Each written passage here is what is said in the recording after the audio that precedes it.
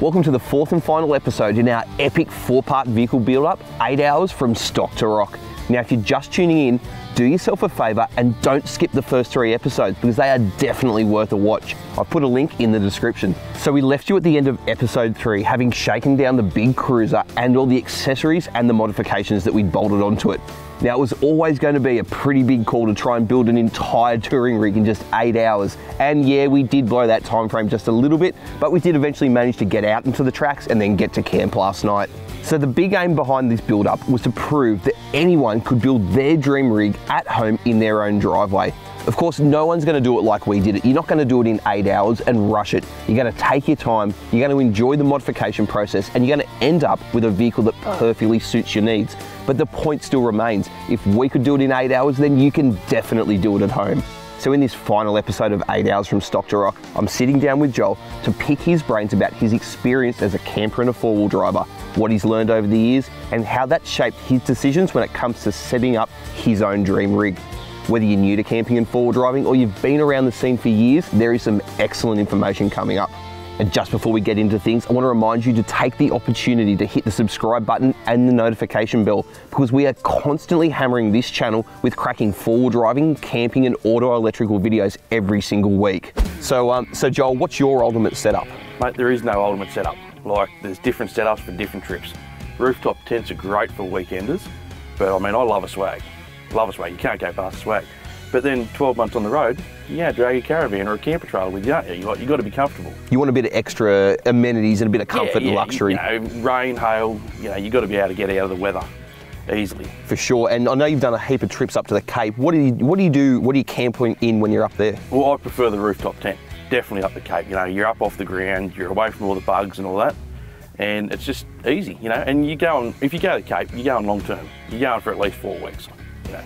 And when it comes to camping accommodation, choosing your own camping accommodation, what's the most important thing to you? Is it how quick it is to set up, or is it weatherproof ability? What do you look for when you set up your own camping accommodation? 100%, it's got to be speed. I want to be able to set up like that, like done and dusted, 30-second setup. And that's what this is. Like, this is very quick setup.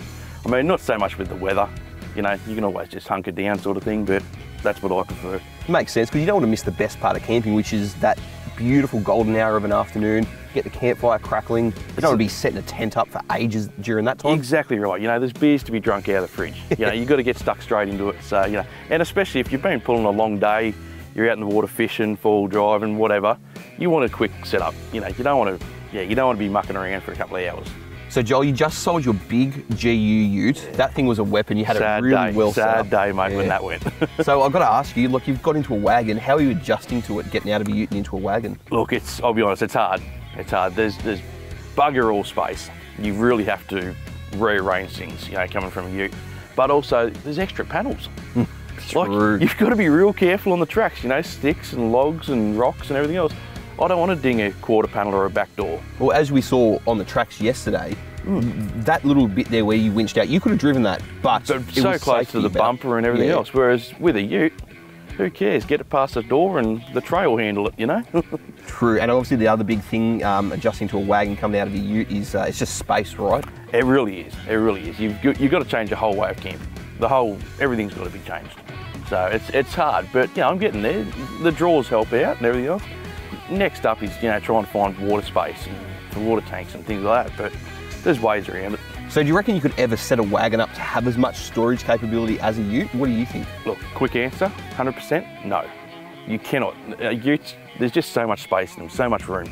You cannot set a wagon up to have the same amount of usable space. As a whole aluminium canopy? Or, like, to have a dog box and tray space and canopies and all that sort of stuff. You can't in a wagon. True, you got back seats. It's about being clever about using that space the best way you can. You don't take as much stuff, and you just got to pack smarter. And I like this setup that we've done now. I've done this in a couple of our cars here at work now. A triple drawer setup.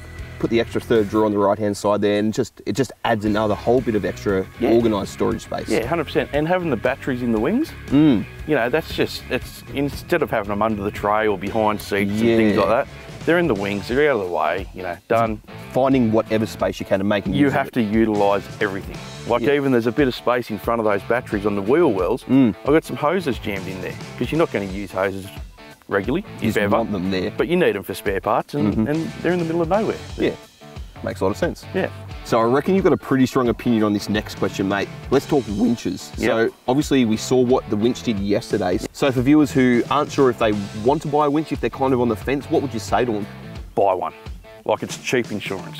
Like, as you've seen yesterday, you know, like I could have scratched that rear panel without having a winch. And that's a 3-layer pearl paint. It's not a quick paint job. You know, that's got to go through insurance and stuff.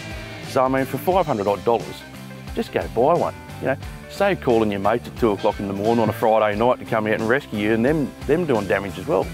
Yeah, that's very true. And a lot of people, I think, have this perception that a winch is something that you only put on a big, tough 4-drive if you go and hit those tough tracks. But it's not really true, is it? Like, this is a big, tough 4-drive, but it's not built just to do low-range tracks, right? Well, I pull trees out of my front yard with it. You know, like it's not just recovery as well. You know, you can use it around home and everywhere else. 100%. Would never go anywhere without one. So we put a pretty solid 12-volt system into the back of this. We put the 120 amp hour battery in under the draw wing. Hidden in the wing there, yep. We did the control box and the DC charger for when you're driving, it's charging the battery. And then we got that 160 watt panel on the roof, so it's that thing's worth its weight in gold at the moment. Like that's, I can see that sitting at 13.2 volts right now. Yeah, well that's a sneaky little one. Me and Khan, we ended up staying up a little bit later when the camera crew went home from the shed, and we threw in a volt gauge and a couple of charging points and all that. You can never have too many charging points, I reckon. And to be able to sit here and 13.2 volts. Beautiful. Can't beat that. You know, we've been running the fridge hard because, you know, you've got to keep beers cold. Yeah, you've got to test that stuff out. Exactly, you know, it's all about testing, mate. So, look, that's a pretty solid setup, but I know you, mate, you're not one to leave things alone. I've got no doubt you're going to do something else to the 12 volts. Look, it's going to get another battery. Yep. It'll get another battery because in my eyes, you can't have too much power. You know, the last thing you want to do is pull up and you've lost $300 worth of meat out of the fridge because your battery's died. You know, more battery, more power. Yeah, absolutely. So we put a set of the 8.5-inch laser lights on the front of the Cruiser, and I know that you've been running a set of the first generation laser lights on your Patrol. On the Patrol, they were unreal on the Patrol, unreal. If you had someone that was asking you that question, they were looking at a set of driving lights, trying to decide whether they wanted just normal LED lights or the laser lights, what would you say to them? Look, go the laser lights. I mean, they're unreal. They go up to like 1.8, 2 kilometres or something like that. They're insane light, you know, and value for money, you can't beat them.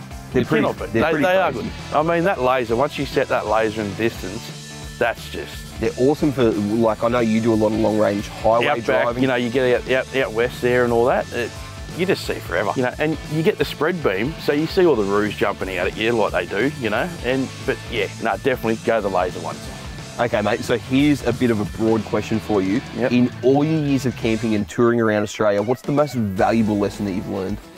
Look, well, that's a real hard one, but you don't need everything. Like, you don't just get out there, go buy a swag. You can take out a Mazda 121 for all you care, go to a campground, start enjoying it, and then you'll realise what you need. You know, you can go buy an awning next and things like that. You know, you don't need big, tough all drives and twin turbo V8s and all that sort of stuff. Just get out there. I love that, mate. That's just that whole idea of just getting out there, doing it. The more you do it, the more you'll want to do it. And you'll learn more. You know, you'll see other people's setups in the campground, things like that, and you'll realise that, hey, a swag's not for me. You know, I want a rooftop tent, you know, or whatever, you know. But the whole point is you just got to start, right? Start doing it. Just get out there. So once someone's ready to step up into a proper camping rig, build something like this, what's some advice that you've got for them? First up, buy a ute. Buy a ute, because it's so much easier with canopies and things like that. And you can get the dual cab utes these days. You know, still have good tray space. But if you were to buy one of these, just, you know, take it slow, plan everything. Take it slow. We did this in 8 hours, well, a little bit over 8 hours.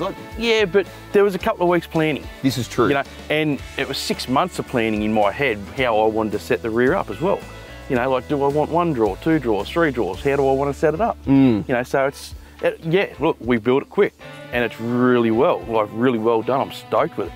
But there's a lot of planning that goes into it. That's true, and the last thing you want to do is get to this stage and then think, oh, I was supposed to put a battery there, and then you have to pull everything back out again, start again from scratch. It's frustrating if you've got to do that. Biggest thing with building a car, don't do things twice. You know, if you can't afford something, sit back for a couple of weeks until you can, couple of months even, you know, and then do it. So you're not wasting money as such. Absolutely. And with those words of wisdom, I reckon that just about wraps up episode 4 of 8 Hours from Stock to Rock. tell you what, it has been a wild 48 hours. 48 hours ago, that cruiser behind us was just about bone stock, and now it's ready to tackle any track or get to any campsite in the country.